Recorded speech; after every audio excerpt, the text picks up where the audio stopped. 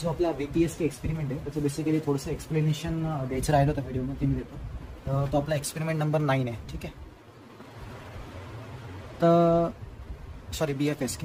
तर त्याच्यामध्ये कसं आपल्याला एक मेजर सगळ्यात पहिले आपल्याला माहिती पाहिजे की NRZ डाटा. ठीक आहे.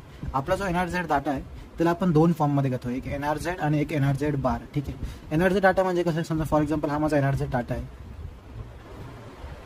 1001100 फॉर एक्झाम्पल. तर NRZ बार म्हणजे काय, याचा उलटा असणार. ठीक आहे. तर हा कसं असणार, याला मी असं नाव करतो 0110011. ठीक आहे. 0110011. ठीक आहे. हा जर माझा NRZ डाटा आहे तर हा NRZ बार असणार. ठीक आहे. आता या दोघांना बेसिकली आपण दोन वेगवेगळे कॅरियर देतो. ठीक आहे. फॉर एक्झाम्पल हा माझा नंबर 1 आहे, हा माझा नंबर 2 आहे. ठीक आहे. याला मी कॅरियर देणार NRZ डाटाला फॉर एक्झाम्पल मी कॅरियर दिलं 300 मेगाहर्ट्जचं. ठीक आहे. तर जे पण 300 मेगाहर्ट्जचं कॅरियर असणार ते असं साईन वेव्ह असणार ऑब्वियसली, कारण की आपण FSK मॉड्युलेशन करतोय. आणि फॉर एक्झाम्पल आपण NRZ बारला कॅरियर दिलं 600 मेगाहर्ट्जचं. ठीक आहे.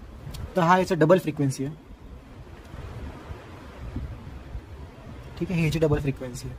तर हा जो रिलेशन आहे इंटू 2 हा बेसिकली आपला किटमध्ये पण कॅरी होतो. जसं की समजा फॉर एक्झाम्पल किटमध्ये समजा 245 आहे तर याचा डबल म्हणजे किती 490 दोन्ही कॅरियर आपल्याला भेटणार. जे किटमध्ये जसे आहे तसे आपण घेऊ शकतो. ठीक आहे.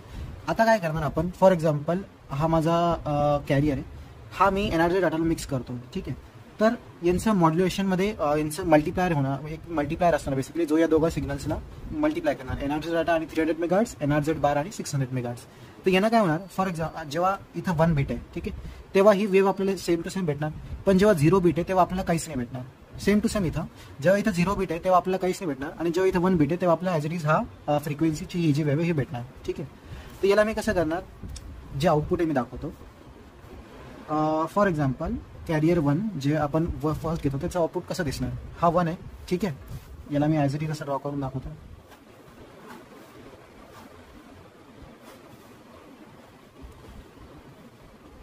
तर 1 साठी कॅरियर भेटणार.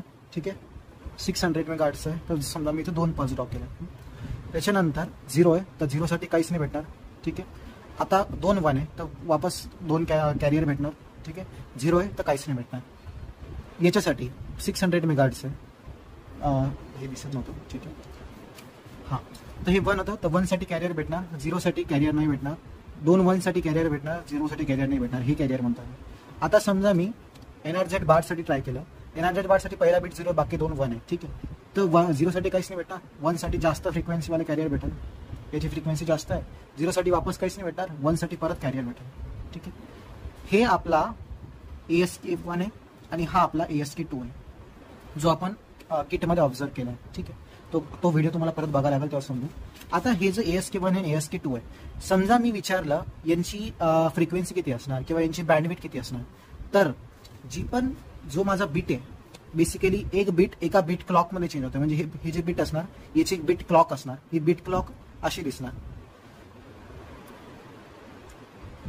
म्हणजे एक क्लॉक पल्ससाठी एक डाटा बीट येणार. ठीक आहे. तर ही जी बीट क्लॉक आहे, जे आपण एक्सपेरिमेंटचा व्हिडिओ बघितला, ही माझी बीट क्लॉक किती आली आहे 71 किलोहर्ट्ज. ओके.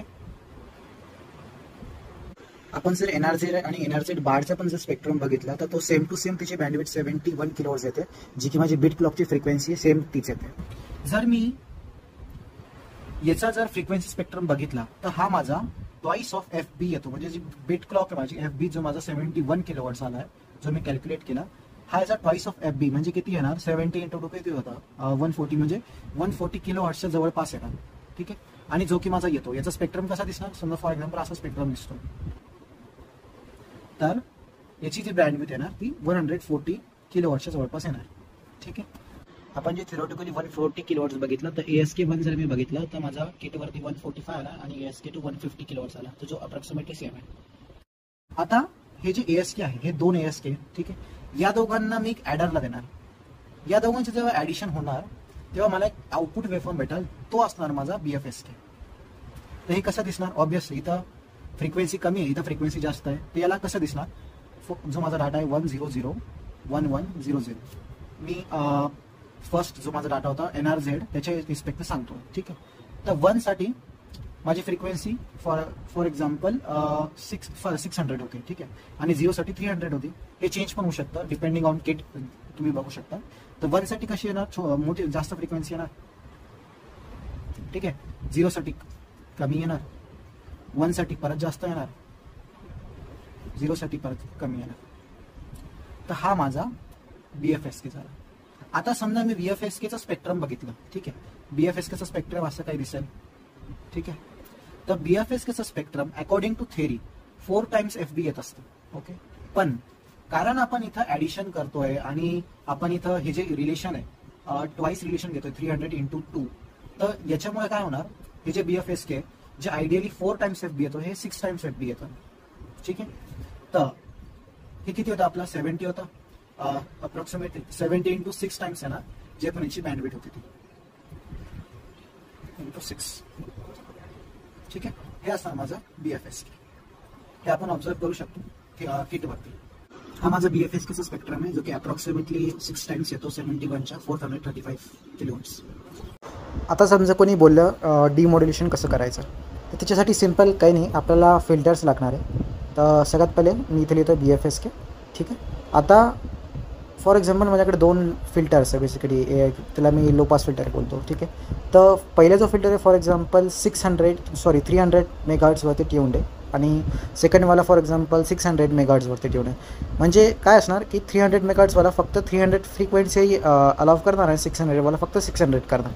आता ही माझी जी समजा BFSK इनपुट BFSK आहे, हा सेक्शन समजा माझा 600चा आहे, हा सेक्शन माझा 300चा आहे. समजा 1 माझा 600ला देत आहे आणि 300 माझा 2ला देत आहे, ठीक आहे. 300 माझा 0ला देत आहे. तर जे पण आहे 300वाला फक्त 300चा पार्ट पास होऊ देणार, म्हणजे तेवढा फ्रिक्वेन्सी पास होऊ देणार, आणि 600वाला फक्त तेवढा फ्रिक्वेन्सी पास होऊ देणार. आता माझ्याकडे एक फिल्टर सर्किट आहे, बेसिकली फिल्टर म्हणजे काय इंटिग्रेटरच असणार आहे. त्या दोघांचा एक आउटपुट बिट्स असणार बेसिकली. आता तो बिट काही पण असू शकतो, जे पण आपलं इनपुट आहे त्याच्या हिशोबानं. इथं मी 1010चं सिम्पल एक्झाम्पल घेतलं आहे. या दोघांना मी काय करणार, ॲड करणार. या दोघांना फायनली जेव्हा मी ॲड करणार, तो माझा जो इनपुट बिट सिक्वेन्स जो माझा सुरुवातीला होता तो मला सेम टू सेम भेटायला हवा, जो की आहे 1001100, जो मी इथे लिहितो. तर हेच आहे बेसिकली. आता याच्यामध्ये कसं की समजा रॉ डाटा जर आहे तो असा दिसणार की समजा इंटिग्रेटेड आहे, आणि मी जर बघितलं आउटपुट एनर्जी आणि इनपुट एनर्जी दोघं सेम येतात, फक्त थोडंसं फ्रिक्वेन्सीमध्ये चेंज आहे जे की जवळपास चालेल. तर हेच बेसिकली एक्सप्लेनेशन याचं. तर ठीक आहे, BFSK आपलं डन आहे. याच्यानंतर तुम्ही किटवरचं एक्सपेरिमेंट बघू शकता.